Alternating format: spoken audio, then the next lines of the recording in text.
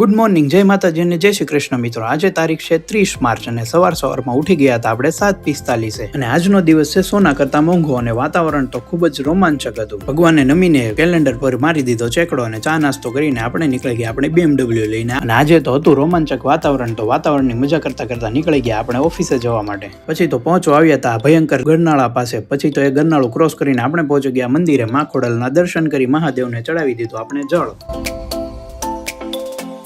પછી તો આ વાદળા જોતા જોતા પહોંચી ગયા આપણે ઓફિસે અને મારું આજનું વોલપેપર અને વાતાવરણ સાથે મેચિંગ કરતું હતું. આ ભાઈ વગાડતા હતા ભજન અને પોતે તો રૂડા રૂપાળા અને ગગુડિયા થઈને આવ્યા હતા ઓફિસ. રોજની જેમ હમણાં તો માર્ચ એન્ડિંગ આલે છે એટલે આપણે લઈ લીધું આપણું બેંકનું કામ હાથમાં. આ મેપ લઈ લીધો. નાની નાની પોચી ગલીઓમાંથી આપણે નીકળતા હતા મેઇન રોડ તરફ. પછી તો અમે ખાવા પછી અસુરતી ખમણ. અચાનક નીચેથી અવાજ આવ્યો અને જોયું તો આ ટેણીઓ બેઠો કાર્ટૂન જોતો હતો. પછી તો રોડ ઉપર બસું જોતા અને તેમની સાઈડ કાપતા આપણે પહોંચી ગયા ઓફિસ તરફ. ઓફિસના બધા જ કામો નિપટાવીને આપણે નીકળતા હતા ઘરે આવીને ક્લાસીસે જવા માટે. અને આજે તો સુરતના રોડ ઉપર ખૂબ જ દોડતી હતી બધી સરકારી અને ગવર્મેન્ટ બસો. અડધે પહોંચીને લાગી ગઈ ભૂખ અને નક્કી કર્યું ચા અને બ્રેડ ખાવાનું. પછી તો બેકરીમાંથી લઈ લીધું એક બ્રેડનું પેકેટ અને ઘરે જઈને માતાશ્રીને કીધું કે મને ચા બનાવી દો. ક્લાસે આવીને આપણે તો કરી આ મોરલા વાળી ડિઝાઇન પૂરી. પછી તો આપણે નીકળી ગયા આપણા ભાઈબંધ સાથે નગર ચર્ચા અને આ સુંદર મજાની લક્ઝરી બસો કોને કોને ગમે છે. થોડી વાર રંગબેરંગી બસો જોઈને આપણે નીકળી ગયા હતા પુલ ઉપર બેસવા માટે. કરી લીધો થોડો નાસ્તો ને ચા પીને પછી આ મોંઘા દિવસનો થઈ ગયો વિરામ.